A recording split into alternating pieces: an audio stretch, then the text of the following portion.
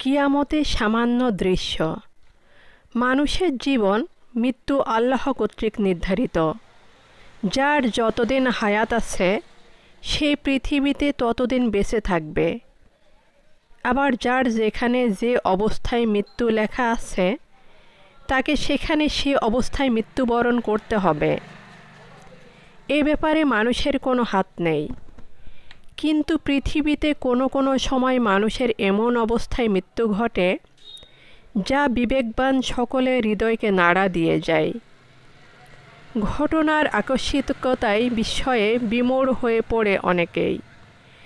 নিজের অজান্তেই চোখের কোণ থেকে তপ্ত অশ্রুফোঁটা গড়িয়ে পড়ে অবিরত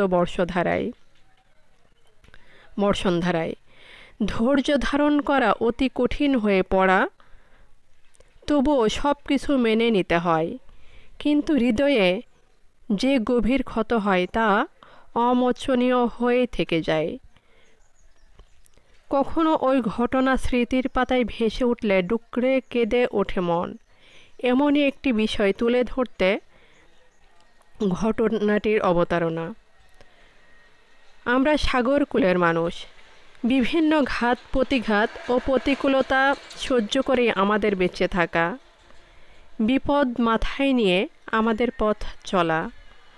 আমাদের বিপদ মুহূর্তের একটি হৃদয় বিদারক সত্য ঘটনা এখানে উল্লেখ করা হলো। আমি তখন যুবক ছিলাম। একদিন দেখি আকাশে খুব মেঘ।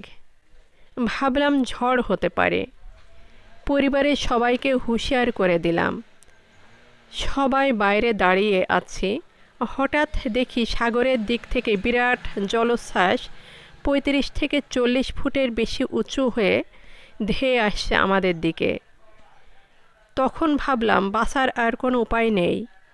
সবাইকে জোরে আঁকড়ে ধরেছিলাম। ৭ থেকে ৮ বছরের এক ছেলে আমার কাঁধে ছিল। পানি এত জোরে এসে ধাক্কা দিল যে ছেলেটা ছাড়া সবাই হারিয়ে গেল। তখন আমরা অনেক পানির নিচে। পানি আমাদেরকে অনেক দূরে নিয়ে গেছে। যখন পানির উপরে উঠলাম তখন কোথাও কোনো ঠাঁই নেই। কোথাও কোনো গাছ বা উঁচু কিছু দেখতে পেলাম না। ছেলেটা তখনও আমার কাঁধে গলা ধরে আছে। ওকে বললাম, আব্বা তুমি 2 হাতে আমার গলা শক্ত করে জড়িয়ে ধরো, ছেড়ো না যেন, তাহলে ডুবে যাবে। ছেলেটি কাঁদছে আর বলছে, আব্বা তুমি আমাকে ফেলে দিও না, তাহলে আমি কিন্তু ডুবে যাব। তখন আবার ঢেউ চলছে 2 থেকে 3 ফুট উঁচু হয়ে। আমরা সেই ঢেউয়ে ডুবে যাচ্ছি। পানি খেয়ে আবার উপরে উঠছি। ছেলেকে কাঁধে নিয়ে আধা ঘন্টার মতো খুব কষ্টে সাঁতার কেটে বেঁচে আছি। কোথাও কোনো ঠাঁই দেখা যায় না। তখন ভাবছি আর বোধহয় বাঁচতে পারবো না। জীবন যায় অবস্থা। মনে মনে ভাবছিলাম ছেলেটা যদি গলা ছেড়ে ডুবে যেত তাহলে হয়তো নিজে বাঁচতাম। পরে কষ্ট সহ্য করতে না পেরে বলে দিলাম, তুই আমার গলা ছেড়ে দে।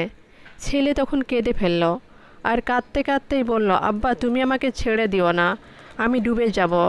বারবার বলার পরেও যখন ছেলেটি গলা ছাড়ছে না তখন আমি হাত ধরে টান দেই। ছেলেটা আরও জোরে কাঁদে এবং জোরে গলা জড়িয়ে ধরে।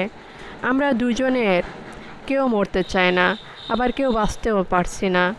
এমন পরিস্থিতিতে আপনি আপনার সন্তানকে নিয়ে একটু কল্পনা করুন তো কেমন লাগে। এটা ছিল মৃত্যুর পূর্বের ভয়াবহ অবস্থা।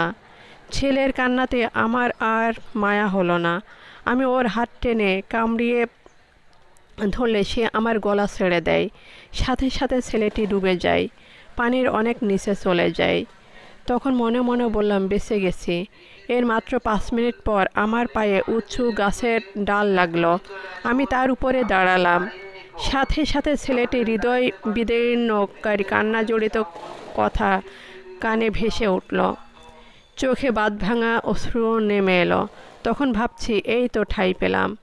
তবে কেন আমার ছেলেটাকে পানিতে ফেলে দিলাম? এ কী করলাম আমি? এইটুকু সময় আমি তাকে ধরে রাখতে পারলাম না। কত বড় ভুল হয়ে গেল। আমি সেখানে দাঁড়িয়ে জায়গাটাও বুঝতে পারছি।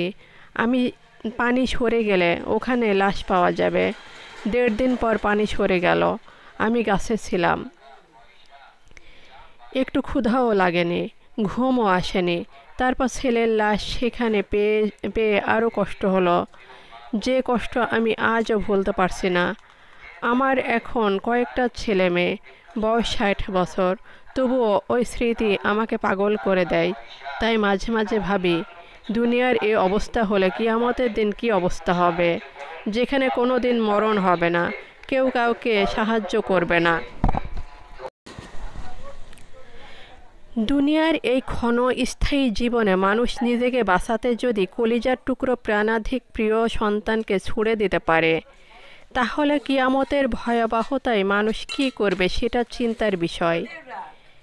যে দিবসের বিবরণ দিতে গিয়ে মহান আল্লাহ বলেন, যেদিন ওই নিকটধ্বনি আসবে, সেদিন মানুষ পলায়ন করবে তার নিজের ভাই হতে, তার মাতা, তার পিতা, তার স্ত্রী ও তার সন্তান হতে। সেদিন তাদের প্রত্যেকেরই একই চিন্তা থাকবে, যা তাকে ব্যতিব্যস্ত করে রাখবে। অতএব সচেতন মানুষ মাত্রই ওই জীবনের জন্য যথাযথ প্রস্তুতি গ্রহণ করা আবশ্যক।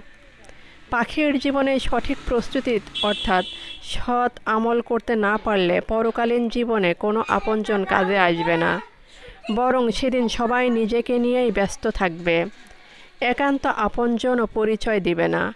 কিয়ামতের সেই ভয়াবহ দিনে পরিত্রাণের জন্য আল্লাহ আমাদের তৌফিক দান করুন। আমিন।